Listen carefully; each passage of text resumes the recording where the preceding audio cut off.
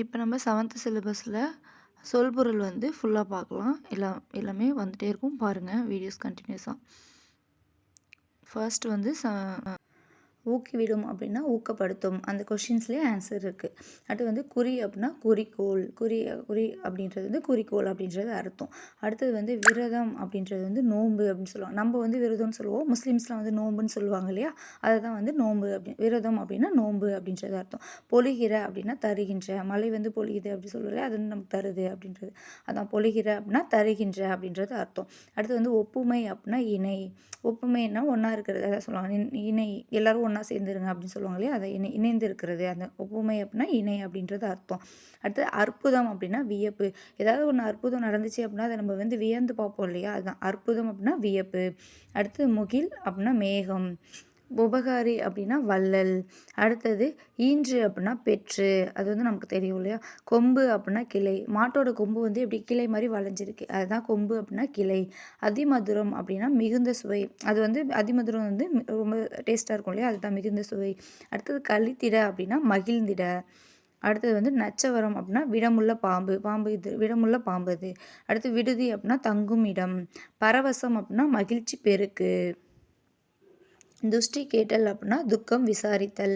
அடுத்து சிற்றில் அப்படின்னா சிறு வீடு, அதிலே வரும். கல்லறை அப்படின்னா கற்புகை. யாண்டு அப்படின்னா எங்கே. ஈன்ற வயிறு அப்படின்னா பெற்றெடுத்த வயிறு வயிறுன்னு வரும். ஓகேவா? அடுத்து சூரன் அப்படின்னா வீரன், அந்த ரைமிங்காக வரும். அடுத்து பொக்கிஷம் அப்படின்னா செல்வம். செல்வத்தை தான் நம்ம பொக்கிஷம் போல் பாதுகாப்போம் இல்லையா? அதான் பொக்கிஷம் அப்படின்னா செல்வம். சாஸ்தி அப்படின்னா மிகுதி.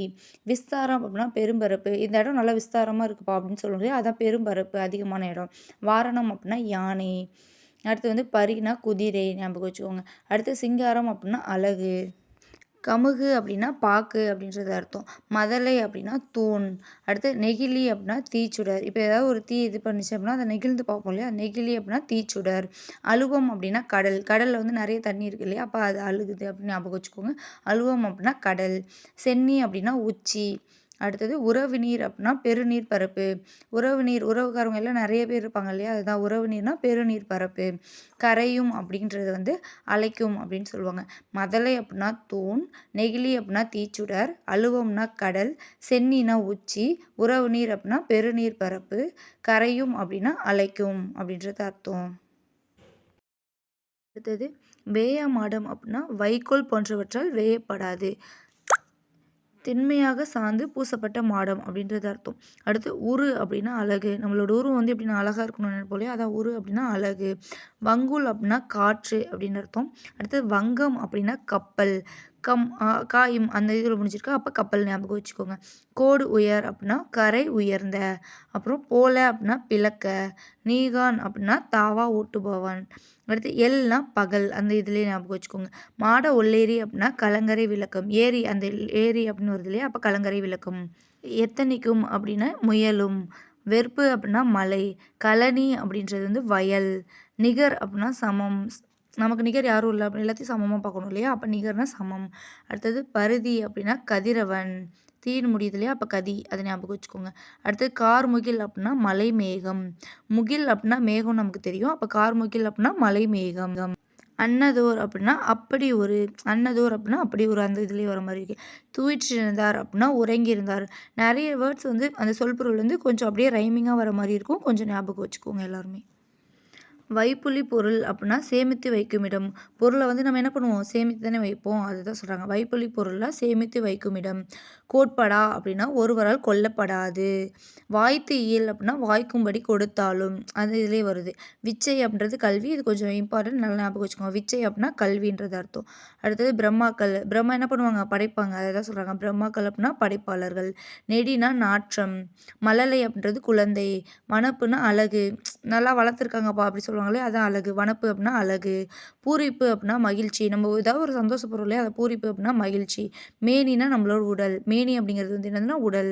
அடுத்து வன்கீரை அப்படின்னா வளமான கீரை. அடுத்து பரினா குதிரை. போய் அப்படின்னா முழுதாக சென்று. கால் அப்படின்னா வாய்க்கால் குதிரையின் கால் அப்படின்றது அர்த்தம். மறித்தல் அப்படின்னா தடுத்தல் அப்படின்னா மண்ணை வெற்றி பாத்தி கட்டுதல். மண்ணை வெட்டி நம்ம பாத்தி கட்டுவோம் இல்லையா? அதை தான் சொல்கிறாங்க. மறித்தல் அப்படின்னா தடுத்தல். மாறி அப்படின்னா மலை. மடமகள் அப்படின்னா இளமகள். வறண்டிருந்த அப்படின்னா வறண்டிருந்த அப்படின்றது அர்த்தம். நல்கினாள் அப்படின்னா கொடுத்தாள். புகவா உணவாக. மூன்றில் அப்படின்னா வீட்டின் முன் இடம் அதை தான் சொல்லுவாங்க இல்லையா? குழி அப்படின்னா நில அளவை பெயர். சீலை அப்படின்னா புடவை. சான் அப்படின்னா நீட்டல் அளவை பெயர். மடைனா வயலுக்கு நீர் வரும் வழி. மணி அப்படின்னா முற்றிய நெல். நல்லா மணி மணியாக வளைஞ்சிருக்கு அப்படின்னு சொல்லுவோம் இல்லையா? அதான் மணி அப்படின்னா முற்றிய நெல். அடுத்தது கழலுதல் அப்படின்னா உதிர்தல். சும்மாடு அப்படின்னா பாரம் சுமப்பவர்கள் தலையில் வைத்துக்கொள்ளும் துணி சரலு. அடுத்து வையம் அப்படின்னா உலகம். வெய்ய அப்படின்னா வெப்பக்கதிர் வீசும். அடுத்தது சுடர் அலியான் அப்படின்னா ஒளிவிடும் சக்கரத்தை உடைய திருமால். இடர் ஆழி அப்படின்னா துன்பக்கடல். ஆழிங்கிறது கடல், அது ஞாபகம் வச்சுக்கோங்க. ஞானம் அப்படின்னா அறிவு. நாரணன் அப்படின்னா திருமால். வித்து அப்படின்னா விதை. ஈன அப்படின்னா பெற. நிலன் நிலம். களை அப்படின்னா வேண்டாத செடி. வேண்டாத செடியெல்லாம் களை எடுப்போம் இல்லையா? அதுதான். பைங்குல் அப்படின்னா பசுமையான பயிர். வன்சொல் அப்படின்னா கடுஞ்சொல். சாந்தம் அப்படின்னா அமைதி. பேதங்கள் அப்படின்னா வேறுபாடுகள். இரக்கம் அப்படின்னா கருணை. மகத்துவம் அப்படின்னா சிறப்பு. தாரணினா உலகம். தத்துவம் அப்படின்னா உண்மை. இவ்வளோ தான் 7th சிலபஸில் இருக்க மொத்தமாக சொல்பொருள். இதெல்லாமே நல்லா பார்த்துக்கோங்க.